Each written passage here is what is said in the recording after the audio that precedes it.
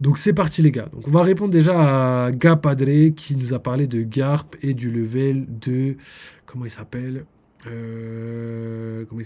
Rayleigh, voilà. Il y a toujours une comparaison entre Rayleigh et Garp. D'ailleurs, je sais pas d'où elle vient. Sûrement parce que les gens surestiment Rayleigh et par la même occasion sous-estiment Garp. Alors que moi, je trouve par exemple qu'ils ont un level plutôt égal, entre guillemets. En tout cas, du moins aujourd'hui.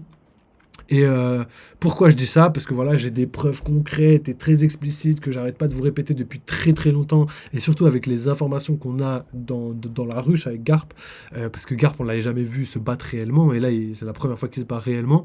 Donc, on a Rayleigh, on l'a vu se battre contre au max, hein, je dis bien au max, dans son état actuel, on l'a bien vu se battre au max contre Kizaru, et il l'a très bien dit que c'était son level maximum parce que voilà, il était essoufflé, et en même temps il a très bien explicitement dit dans le manga et dans l'anime qu'il pouvait pas gérer en même temps l'amiral et en même temps sauver les Mugiwara. Donc ça, c'est quelque chose qui est avéré, qui a été dit par le protagoniste lui-même.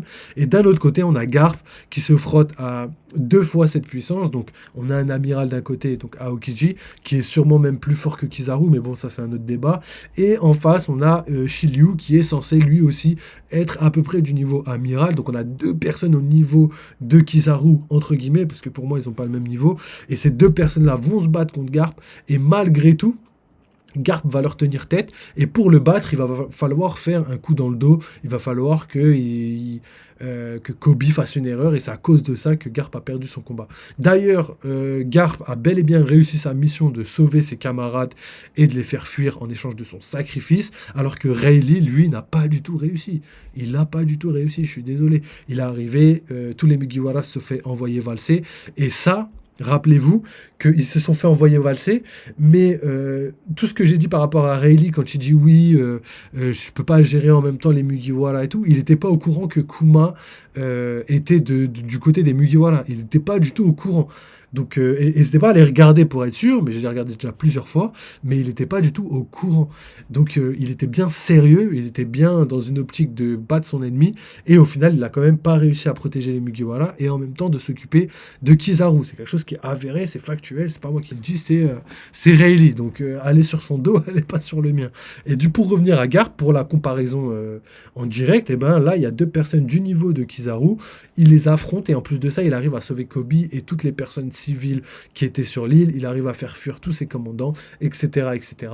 Donc le résultat, c'est que pour moi, Garp, en tout cas la prestation de Garp sur la ruche, est bien meilleure que la prestation de Rayleigh à Shabonji à l'époque.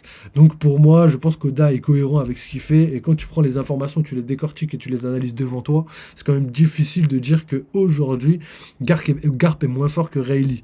Tu vois, c'est vraiment difficile de le dire, de l'affirmer. Je vois pas quel argument peut sortir par rapport à ça, mais je veux bien accepter le bénéfice du doute par rapport à ce que je dis.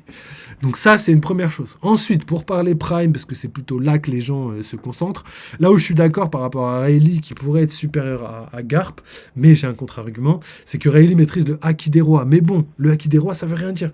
On a vu qu'il y a des personnes qui maîtrisaient le Haki des rois, tel Doflamingo, tel plein d'autres personnes, Ace, etc., mais qui au final ne pouvaient pas égaler ne serait-ce que des premiers commandants, tu vois, tout simplement.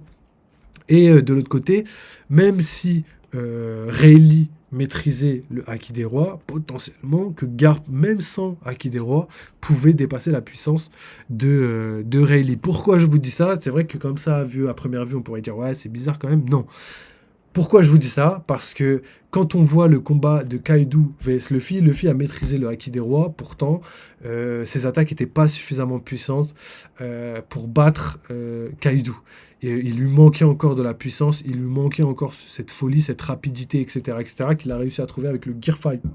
Donc pour vous montrer que le Gear 5, même si le Haki est censé être la plus puissante des formes de puissance dans le monde de One Piece, tant qu'il n'est pas monté à son plus haut level, n'importe quelle autre puissance peut concurrencer le HDR. Que ce soit bien clair, je pense que vous l'avez vu à Onigashima. Donc pour moi, c'est quelque chose de logique. Ensuite, pour en revenir à la puissance de Garp Prime, ça ne m'étonnerait pas que Garp il soit tellement puissant, qu'il ait développé son haki de l'armement tellement loin, à un niveau tellement stratosphérique, qu'il peut concurrencer toutes les formes de haki, tous les fruits du démon, sauf celui, le haki des rois de Roger, parce que Roger avait un haki beaucoup trop puissant en termes de haki des rois, et c'est ce que pour moi voulait dire Kaido quand il disait que le haki surperformait, entre guillemets, tous les autres formes de haki. Et pour moi, Garp, il pouvait égaler le haki de l'armement de Roger. Mais par contre, le haki des rois de Roger faisait en sorte qu'il surpassait Garp. C'est dans ce sens-là que je veux dire que pour moi, l'équilibre, je pense, d'Oda est très bien fait et qu'il n'est pas juste comme ça. Mis au hasard en mode tout ça n'est que des sornettes ou que tout ça n'est que mensonge. Moi, je pense sincèrement que tout est cohérent et que tout a été fait de manière logique. Donc voilà, je pense que je suis déjà venu sur ces sujets-là très souvent. Bah, à l'époque du chapitre de la ruche, hein, je me rappelle déjà avoir sorti ce discours-là, mais bon, là, on va dire que c'est un discours plus construit et plus conséquent. Donc gardez bien ça en tête, on verra par la suite. Ensuite, on va parler de Aokiji. Je pense que Garb, j'ai tout dit. Si vous avez des questions, n'hésitez pas. Mais là, on va parler d'Aokiji. Aokiji. Qu'est-ce que Aokiji pourrait être en termes de puissance? Moi, comme je l'ai toujours dit, pour moi, les amiraux, ils sont à peu près intermédiaire, mais en même temps premier commandant, parce que pour moi, c'est pas tous le même level. C'est comme les Shishibukai. En fait, c'est tellement simple d'esprit de penser que les Shishibukai ont tous le même level, les amiraux ont tous le même level, les Yonkou ont tous le même level. C'est tellement pas Oda. Déjà, il y a une preuve concrète qui va dans ce sens-là. La première fois qu'on a eu une échelle de puissance dans One Piece avec des chiffres concrets, c'était à Enies Lobby. Et quand on regardait les chiffres étaient vraiment différents. Tu vois, tu avais des chiffres qui étaient vraiment au-dessus. Genre par exemple Lucci qui était aux alentours de 4000, le Kaku qui était en dessous à 2800, donc 1200 de moins. Je crois que c'est à peu près ça. Hein. Je n'ai peut-être pas les chiffres exacts. Ça fait longtemps que j'ai pas regardé, mais c'était juste pour vous donner une idée. Et du coup, on avait Jabura, le troisième, qui était à 2000, qui était donc 2 fois moins puissant que le capitaine, j'ai envie de dire, mais vous avez capté, le Lucci, tu vois, le chef, on va dire. Donc ça vous donne un petit peu une ordre d'idée par rapport aux personnes, tu vois. Et je pense que tous les Shishibukai, ils ont un niveau bien différent entre le plus puissant et le moins fort, tu vois. Pour moi, le moins fort, je dirais, c'est Crocodile, mais depuis, il a maîtrisé le haki, s'est entraîné, etc., donc il est devenu beaucoup plus fort.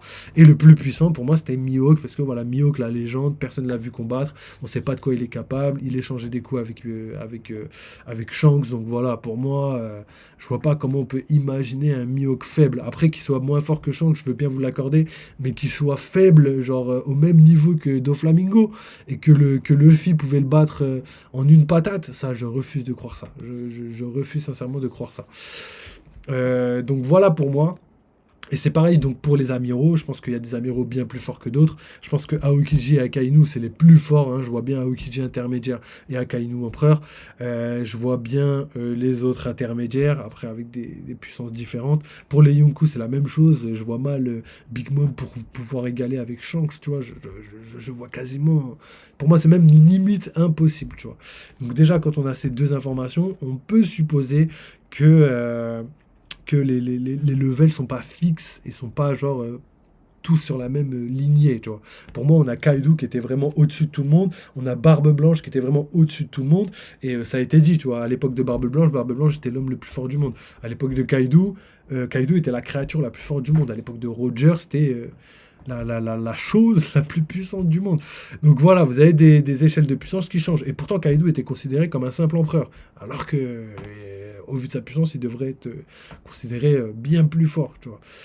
Et je pense que ça doit être à peu près pareil pour tout dans One Piece. Je pense que rien n'est fixe. Hein. Je pense que pour le power scaling, vous avez mon avis par rapport à ça. Donc pour en revenir à Aokiji, on va terminer sur ça. Aokiji, sincèrement, au niveau de sa puissance, je le vois très mal égaler un empereur. Évidemment, je pense pas qu'il soit level empereur. Mais bon, si c'est battu contre Akainu et qu'on peut imaginer Akainu empereur, ce qui est quand même difficile à croire. Mais bon, il faut bien se souvenir que Akainu c'était le rival de Dragon et que Dragon, on doute pas de son niveau empereur.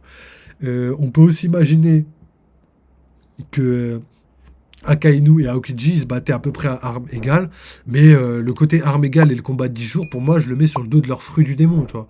Pour moi, je pense que c'est leur fruit du démon. Pourquoi?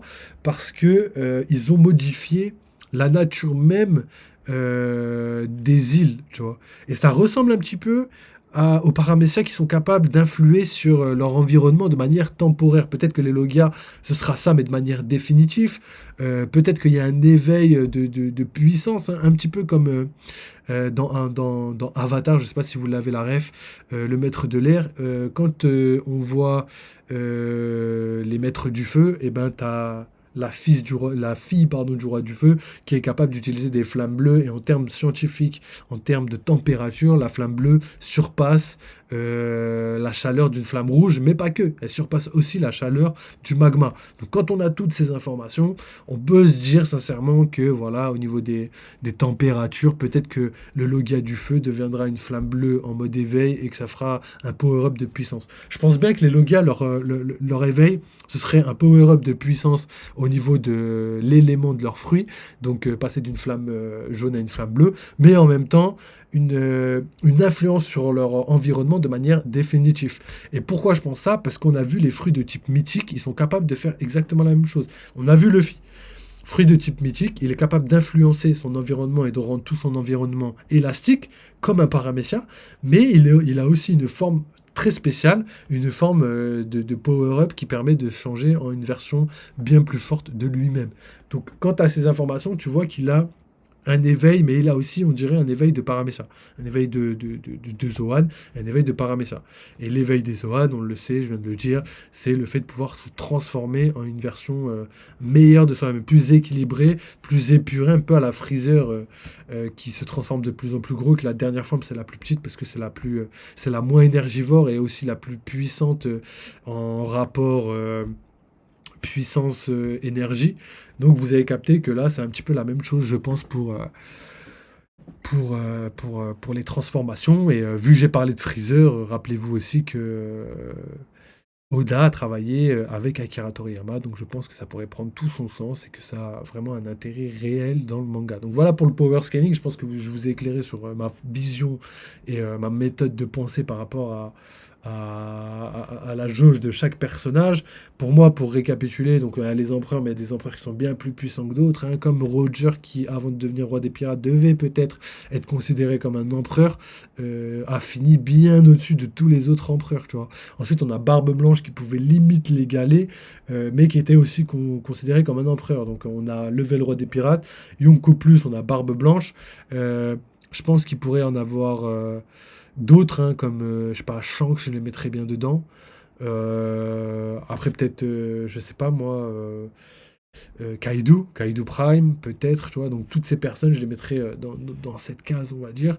Et en dessous, bah, tu as les empereurs normaux, tels que Big Mom, je sais pas moi, Shiki le lion d'or. Hein. Je pense qu'il n'y a pas encore de révélation par rapport au fait qu'il était empereur, mais bon, je pense que c'est limite une certitude, tu vois, même si c'est que un indice, entre guillemets. Enfin, on n'a pas de preuves, on n'a pas de preuves concrètes de révélation par rapport à ça, mais je suis convaincu. Pour moi, je suis convaincu que ça a du sens comme ça.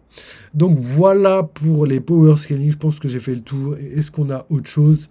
Est-ce qu'on a autre chose? Non, je pense qu'on a fait le tour. Hein. Je pense qu'on a grave fait le tour. Hein.